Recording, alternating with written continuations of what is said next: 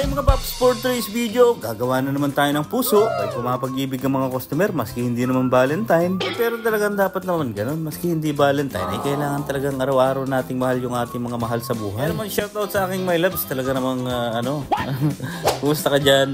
I miss you. Nahihiya-hiya ba? Ang landi ano?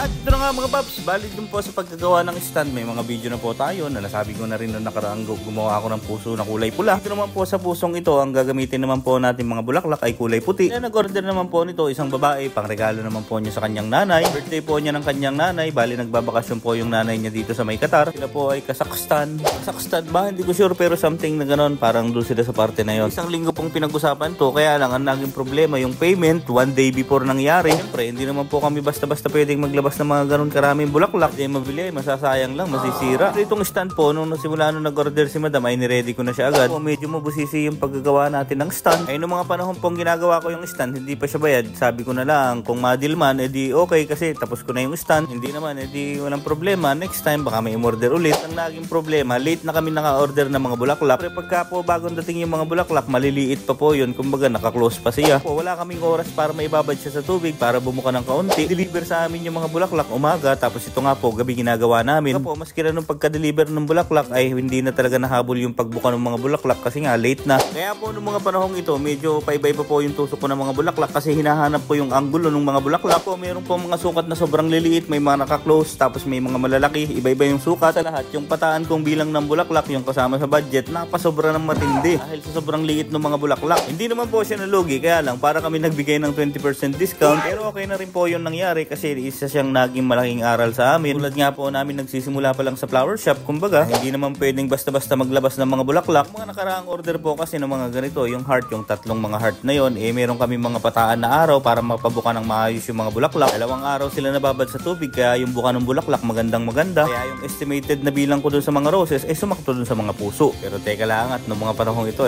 pagod na kami, hindi na namin mabuhat. Naman po ngayon, fresh na fresh pa yung tubig dun sa sponge, hindi siya ganong natitian. Kaya po ito akaw, talaga naman sobra sa bigat. At ito na nga mga paps, yun nga po yung sabi ko kanina na yung ganitong order hindi siya pwedeng isang araw lamang. Pero ganun pa man po, kahit hindi ganong napakaganda ng mga roses na nagamit natin, binilit pa rin po nating pagandahin. At talaga namang ako'y nangamote dun sa mga ipagkakapantay-pantay ng mga roses. Iba-iba po talaga yung sukat. Talaga naman baka maihampas mo dun sa may supplier. Pero syempre, joke lang po yun na hindi tayo ganun. Habang kinakabit natin yung mga roses mga paps, shoutout muna tayo. Shoutout po sa inyo at maraming salamat. Sweetie Pie de Banza, Jonel Gilaran, Jinky Lee, Jenny Lumutan, Kimberly Kate C, at sa astiging Doris ng Dangwa, Joseph Puentes, Idol. Thank you. At yan po ang ating for today's video mga paps. Maraming salamat po. Mabuhay po kayo. And I'm feeling good.